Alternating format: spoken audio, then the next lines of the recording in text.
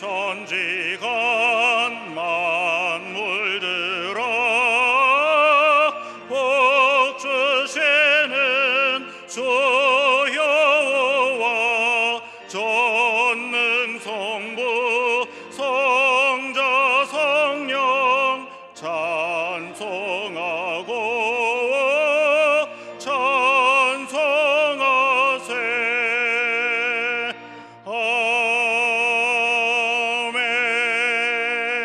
아멘. 여호와의 산에 오를 자가 누구며 그의 거룩한 곳에 설 자가 누구인가? 그는 여호와께 복을 받고 구원의 하나님께 의를 얻으리니 이는 여호와를 찾는 족속이요 야곱의 하나님의 얼굴을 구하는 자로다. 셀라.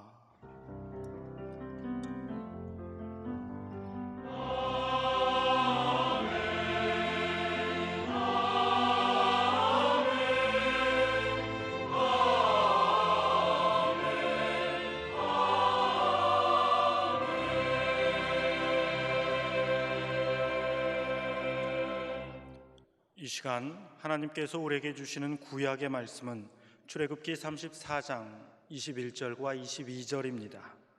제가 가진 성경으로는 135쪽입니다. 출애굽기 34장 21절과 22절 말씀입니다. 너는 엿새 동안 일하고 일곱째 날에는 쉴지니 밭 갈 때에나 거둘 때에도 쉴지며 칠칠절 곧 맥추의 초실절을 지키고 새말에는 수장절을 지키라. 아멘.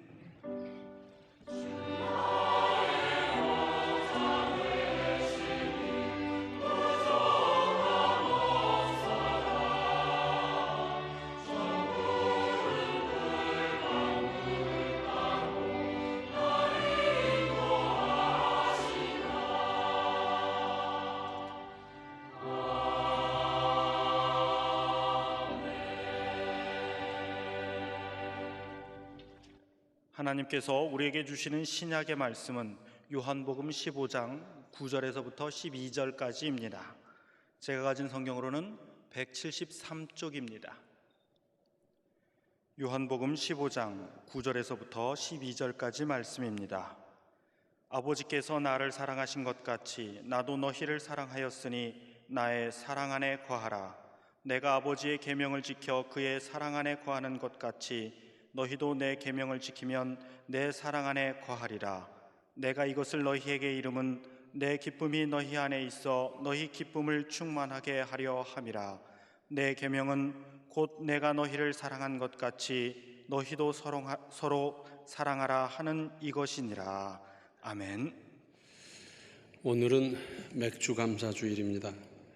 구약시대로부터 내려오는 이스라엘 3대 절기 중에 두 번째 절기로서 짧게는 밀을 수확하여 첫 열매를 하나님께 드리는 하루의 축제였지만 길게는 보리를 벨 때로부터 시작해서 밀 수확을 끝마치는 7주 정도의 봄 농사 수확 기간 전체를 뜻합니다.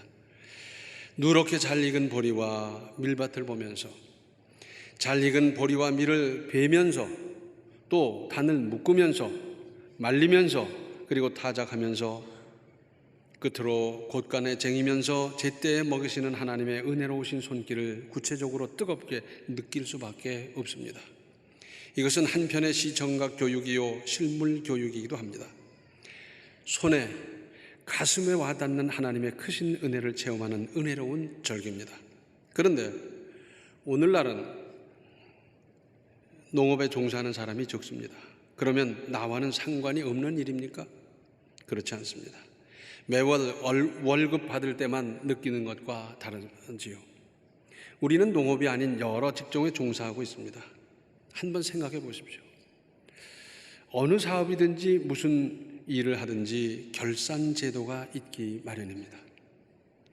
어느 기간을 정해놓고 중간중간 점검하는 것이지요. 그래서 주말 결산하잖아요. 한 주 다 사업을 하고 추진을 하고 일을 하고는 그 주말에 가서 따져보고 분석하고 그러지 않습니까? 호주는 보니까 월급을 주는 게 아니라 주급을 주더라고요. 주 단위로 생활을 하는 사람들이에요. 한 달 사업한 것에 대한 월말 결산을 합니다. 분기말 결산, 연말 결산 또는 큰 프로젝트에 대한 중간 점검, 나아가서는 일을 마치고서는 전체 결산, 곧 평가회를 통해서 여러 부분과 전체를 총체적으로 비교하고 분석하고 평가하고 다 하지 않습니까?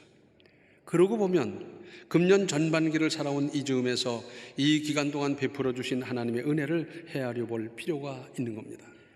여기서 몇 가지 짚어볼 대목이 있습니다. 먼저 하나님께서 절기를 지키라 하셨습니다. 그러니까 지켜야 합니다. 하나님께서 지키라 하면 지키는 것이 믿음입니다. 하라 하면 하는 것이고 하지 말라 하면 어떤 유익이 내게 있다 하더라도 안 하는 겁니다. 어김없이 실천할 일인데 곧이곧대로 해야 합니다. 거기에 제 생각을 덧붙이거나 제 마음대로 왜곡하면 이미 하나님의 뜻을 거스르는 것입니다. 정확하고도 철저하게 최선을 다해서 할 일입니다. 왜 그래야 하느냐 하면 하나님의 말씀이기 때문에 그렇기도 하지만 그렇게 하는 것이 하나님께 영광이고 지키는 개인에게 유익하기 때문입니다. 왜 우리는 부모님의 말씀을 따라야 합니까? 그것은 부모님의 가르침이 사랑하는 자녀를 잘못되게 할 리가 없기 때문입니다. 오히려 잘되게 하려고 반복해서 가르치는데 자녀들은 잔소리라고 하고 있지 않습니까? 하나님의 말씀을 따랐는데 잘못된 일 있습니까? 잘 따르지 않아서 문제지 잘 따랐는데 문제가 됩니까? 사실 하나님의 말씀, 하나님의 뜻을 제대로 완전히 따르기만 한다면 아마도 창세기 시대의 에녹과도 같이 죽음을 보지 않고 바로 하늘나라로 직행할 수 있을 겁니다. 창세기 5장 21절로 24절에 에녹은 65세에 무드셀라를 낳았고 무드셀라를 낳은 후 300년을 하나님과 동행하며 자녀를 낳았으며 그는 365세를 살았더라. 에녹이 하나님과 동행하더니 하나님이 그를 데려가심으로 세상에 있지 아니하였더라. 하나님보다 앞서지도 않고 하나님과 뒤처지지도 않고 꼭 하나님과 함께 했어요. 꾸준히 300년을 그렇게 살았더니 하나님께서 죽음을 보지 않고 데려가셨다고 그래요. 그가 그렇게 살았을 뿐만 아니라 그의 아들 무두셀라는 인류 역사상 가장 오래 살았습니다. 969세. 장수하고 싶으십니까? 하나님의 뜻을 온전히 따르고 하나님과 동행하십시오. 핑계대지 말고 변명거리 찾지 말고 하나님의 말씀, 하나님의 뜻을 잘 따르는 신앙생활로 날마다 발전하고 성장해 가시기를 바랍니다. 그러면 어떻게 이 절기를 지켜야 하겠습니까? 우리는 보리 농사를 안전히 보리 수확도 없고 밀 농사도 없으니 깨끗하게 도정한 밀도 없어서 못 바치고 말겠습니까? 그러니까 중심을 들여 이 절기에 감사를 표하고 봉헌 드리는 겁니다. 우리는 하나님께서 맡겨주신 물질의 청직입니다. 세상 떠나가면서 수의 한 벌 입고 갈 따름입니다. 누가 그렇게 아끼던 재산을 가져가며 누가 금은 보화를 가져갈 수 있습니까? 여기에 대한 올바른 신앙관이 절실합니다. 이렇게 다짐하시기 바랍니다. 내 것 중에서 얼마를 바칠까 계산하는 것이 아니라 주의 것 중에서 나와 내 가정을 위해서 얼마를 쓸 것인가 하는 청지기의 자세로 경제 생활을 하는 겁니다. 내 것이 어디 있습니까? 하나님이 다 주셔서 관리할 뿐이지 내 것이 어디 있어요? 하나님께서 잠시 맡겨주신 것일 뿐입니다. 금년 반년을 돌아보면서 하나님께서 내게 베풀어 주신 은혜를 일단 봉헌함으로 감사하는 것이 무엇보다 중요합니다. 이렇게 말씀드리면 속으로 이렇게 생각하는 분이 계실 거예요. 하나님도 현찰을 좋아하신단 말인가? 아닙니다. 우리 하나님은 언제나 사람의 중심을 보십니다. 과부의 엽전 2푼을 어느 금액보다 크다고 평가하신 사실을 알고 계시지 않습니까? 찬송가 429장을 보면은 무슨 풍파가 있었고 뭐가 있었고 뭐가 있었지만 받은 복을 세어 보아라 그러지 않습니까? 지금 현재 어렵다 보니까 사람이 생각을 잘 못해요. 그런데 지금까지 베풀어 주신 은혜를 하나하나 지금까지 베풀어 주신 그 복을 하나하나 세어보다 보면 앞으로 주실 은혜가 어떤 것이라는 것을 우리는 얼마든지 짐작할 수 있지 않습니까? 그래서 받은 복을 세어볼 필요가 있는 겁니다. 또 77절이란 맥추절과 같은 말인데 6월절 후 7번째 주일이 지난 그러니까 오순절이고요. 이 오순절에 성령이 강림하심으로 신약의 교회가 탄생하게 됐습니다. 우리에게 교회를 주신 하나님께 감사할 일입니다. 교회는 그리스도의 몸이고 예수 그리스도를 머리로 모시고 사는 우리는 그분의 지체입니다. 옛날에 교회 가느라고 30리를 걸어 다녔던 우리 믿음의 선진들이 있었습니다. 교회가 있으므로 구원의 역사가 일어나고, 그리고 거기서 나는 구원받고, 거기서 나는 신앙 양육을 받고, 그 교회가 있으므로 주변이 새로워지고 그리스도인은 그 안에서 아름답게 신앙생활을 하고, 거기다가 좋은 교회에 소속한 우리는 얼마나 감사하고 행복한 일입니까? 믿고 싶어도 못 믿고 만 사람이 얼마나 많으며 교회의 건중함을 어떻게 작게 평가할 수 있겠습니까? 더군다나 우리 교회는 금년에 새로 지은 이 성전에 입당해서 얼마나 감사하고 있습니까? 편리하고도 확장된 시설에서 마음껏 배우고 성장할 수 있게 된 것이 얼마나 크신 하나님의 은혜입니까? 우리 교회가 한참 지어져 갈 때 어떤 사람이 그래요. 저 장례식장을 짓나 보다 그래요. 한편 생각하면 맞는 말이에요. 지금까지 나는 죽고 새로운 내가 탄생하는, 새로운 내가 살아나는 그 장례식장도 일리가 있겠다 싶은 생각이 들고요. 또 어떤 사람은 그래요. 이 어려운 때에 저거 잘 지어지나 보자 그러면서 썩 편편치 못한 마음으로 바라보는 사람이 있었어요. 그러나 하나님은 우리 교회를 그렇게 끔찍히도 아끼고 사랑하신다는 증거가 여기에 있지 않습니까? 그래서 우리는 이 교회를 잘 섬기고 사랑할 일입니다. 교회를 사랑한다는 것은 교회가 하는 일에 동참하고 앞장서고 함께하고 최선을 다하는 것, 이것이 교회를 사랑하는 겁니다. 뿐만 아니라 이 아름다운 건물을 유지하고 관리하고 보수하고 잘 건사해서 우리 후손에게 길이길이 물려줘야 되지 않겠습니까?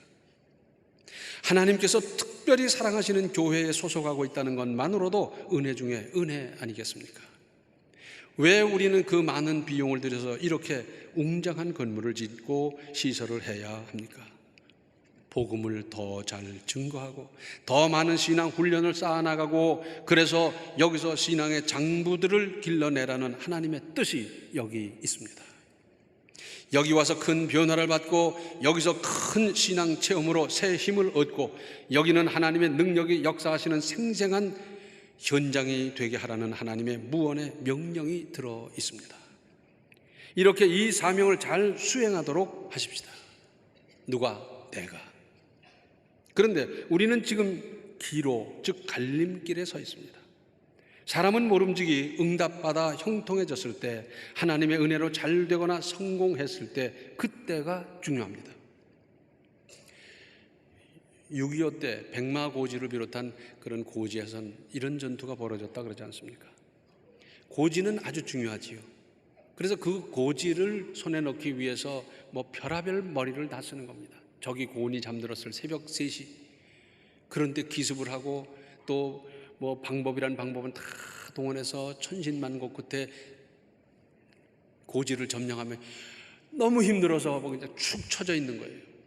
그때를 노리고 적이 기습하는 바람에 그 고지를 빼앗기고, 너희 그랬냐? 우리도 그러자. 그리고 또 그때를 기습하고, 그래서 하룻밤 사이에 고지의 주인이 여러 번 바뀐 일이 있다는 것 아닙니까? 천신만고 끝에 그 고지를 점령했는데 바로 사주 경계에 들어가서 적이 꼼짝도 못하고 넘보지 못하도록 했어야 하는데, 지치다 보니까 그렇게 못하다가 빼앗기고 그렇게 했다는 겁니다. 어렵게 노력하고 기도해서 승진하거나 잘 됐을 때, 그때가 중요합니다. 좀 쉬자, 좀 이제 한숨 돌리자, 그러다 보면 그걸로 끝장나는 거예요. 오히려 그때부터는 내리막길에 들어서는 겁니다. 열심히 노력하고 일해서 계장이 됐다. 야, 계장이 되니까 좋구나. 그러고 이제 좀 숨 좀 돌리자 하다 보면 그 사람은 계장으로 끝나거나 거기서 떨어져 나갈 사람이. 계장이 됐는데 열심히 하다 보니까 과장이 되고, 과장 됐는데 그때로부터 또 분발했더니 국장도 되고, 그렇게 해서 소대장이 중대장 되고 중대장이 대대장 되고, 다 그러는 것 아닙니까? 더 큰 은혜를 사모하십시다. 더 힘써 더 크신 하나님의 복을 받도록 예비된 여러 복이 한도 없이 많을 텐데, 뜨겁게 사모하여 받고 또 받으십시다. 세상은 실력으로 평가합니다. 근데 우리 하나님은 중심으로 평가하지 않습니까? 그래서 내 능력은 그것밖에 안 되지만 하나님 보실 때 내 중심이 하나님 앞에 제대로 서고 바로 서고 제대로 나간다고 하면 하나님께서 더 큰 은혜를 계속 부어주실 것입니다. 어떤 집을 보면 그 집의 신앙생활, 자녀들, 가족들 다 열심히 잘하고 그 집에서 하는 일마다 어쩌면 저렇게 잘 되고 세상의 복이라는 복은 다 받은 것 같은데 하나님께서 또 복을 주시는 거예요. 야, 하나님은 불공평한가? 저런 집은 좀 하나님이 보살펴 주셨으면 좋겠는데 그런데 그런 게 없어요. 더 어려워지고 더 힘들어지고. 하나님은 불공평한가? 맞습니다. 하나님은 공평하기도 하지만 불공평하기도 해요. 그래서 하루에 24시간을 똑같이 주는 것은 이건 천지개벽하기 전에는 바뀔 수 없는 공평입니다. 그런가 하면 불공평하다니까요. 하나님 보실 때 얼마나 사랑스러운지, 얼마나 바로 서 있는지, 더 잘하기 위해서 힘쓰고 더 사모하고 더 열심을 내는데 하나님께서 주고 또 주고 싶지요. 그런데 하는 짓마다 이상한 짓 하고 삐딱한 짓 하고 복 못 받을 짓만 하는데 하나님께서 어떻게 주시겠어요? 더 받으십시다. 이왕이면 많이 받고 풍성하게 받으십시다.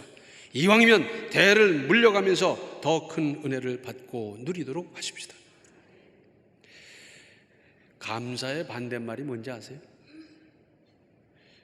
불평, 원망, 그런 거죠. 미국의 윌 보렌 목사라고 하는 분은 자기가 오랫동안 목회하면서 느낀 점이 있었어요. 이 목사는요, 사람 사는 구석구석을 다 보게 돼요.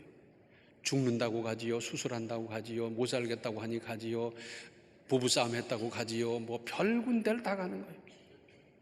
다 가다 보니 사람 사는 모습을, 그 아주 생생한 모습을 다 보게 되는데, 그런 일생의 체험 가운데, 그런 인생의 체험 가운데 이 목사님은 이거야 아니구나, 이거다 하면서 자기가 깨달은 진리를 책으로 썼어요. 그 책 제목이 뭐냐면 불평 없이 살아보기. 우리 도서실에 사다 놓을 테니까 많이 대출해서 읽어보세요. 불평 없이 살아보기. 그분이 하는 말입니다.